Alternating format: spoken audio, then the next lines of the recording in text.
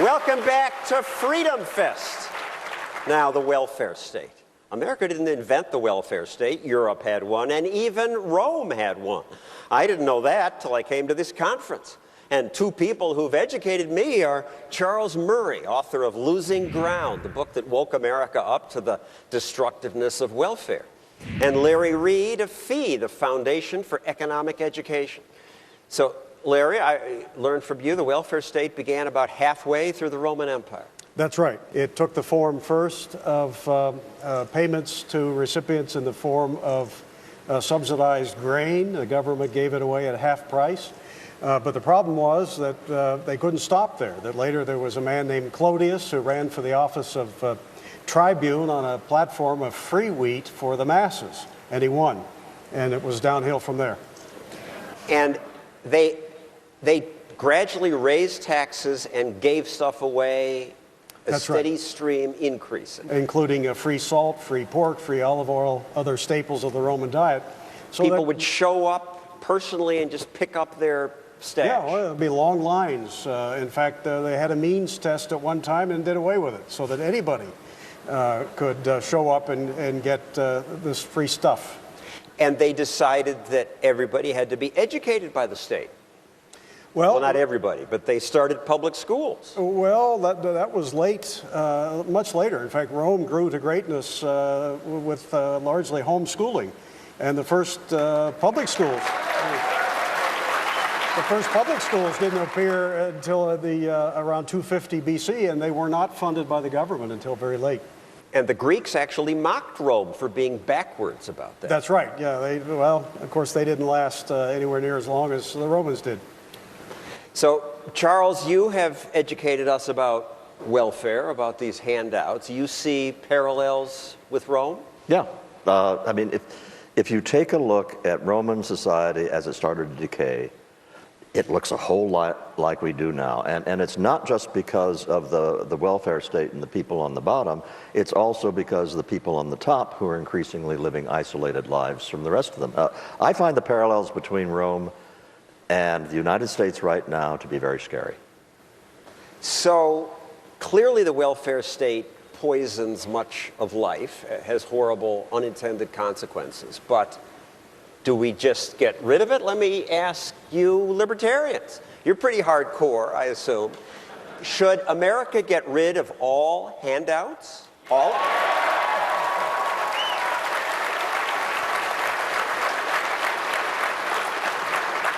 But what would happen first time somebody starves? They say charity. Charles Murray, you wrote Losing Ground. What's your answer? Well, in fact, I think if we got rid of the entire welfare state, that the ability of this very wealthy society to deal with the problems would work, all right? But I also would say, I'm going to go wimpy on you now. Don't applaud. I'm about to go wimpy on you. I don't think it is within the realm of possibility for an industrialized, advanced society with as much wealth as we have to ever do that politically. And I think that libertarians are going to have to strike a grand compromise with the left, in effect saying, all right, we will give you a big spending if you will give us freedom from government interference. And so I'd say, look, I'm with Milton Friedman. I say use a guaranteed basic income for everybody over 21, deposited monthly electronically into a known bank account. That's a very key thing. And let people take their lives back into their own hands. They will have the wherewithal that they can deal with the material necessities of life. If they do not do it, they're going to have to talk to friends, neighbors, churches, the community. They're going to have to make their case. I think that's a better way to go. You wrote a book about this. Called In Our Hands, yeah. All right, I'm going to push back. First, I would say his better book is In Pursuit of Happiness and Good Government, which really brought my mind around. But this book, you're telling me you're going to give him the money, and the crackhead is going to spend it all in 2 months, and then the social worker is going to go on TV and say, no social worker. The They're going to be someone, the New York Times reporter will go on and say, "You're going to let this woman's children starve? It's not their fault," and then we'll have a whole new program. Here's what you're going to have, John. You're going to have somebody who smokes it up in the first 2 weeks, all right? He's got another 2 weeks before there's going to be a new deposit in his monthly account, and he says, "Gee, I don't have any money." All right. He doesn't have the option of going to a social worker. You know who he has to go to? He has to go to the people he lives around and say, "All right, I really need help." And they are in a position of saying, "Okay, we aren't going to let you die, but it's time for you to get your act together." We will introduce, once again, the kinds of human connections that are the only way to change human behavior. And some who don't find those connections will die on the street, and there'll be screaming. The United States has never let people die on the street. What we will now have, that we don't have now we have bureaucrats who cannot make the distinction between somebody who needs a kick in the pants and somebody who needs a pat in the back.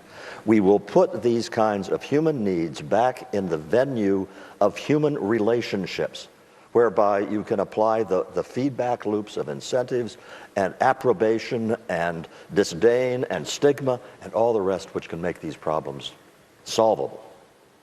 And this audience is different from most in that they understand that before the welfare state, there were these mutual aid societies everywhere, which helped people. Larry, tell us about that. Oh, absolutely. There's nothing about being a politician that makes you more compassionate or caring than the people who send you there.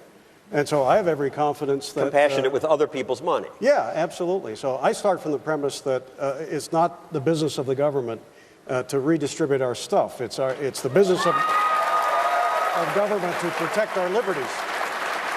And in Rome, when they gave out stuff, it often went to the wealthier people? Oh, well, without a means test, which was the case in most of Roman history, anybody could line up to get these goodies, which contributed to the ultimate bankruptcy of the Roman state.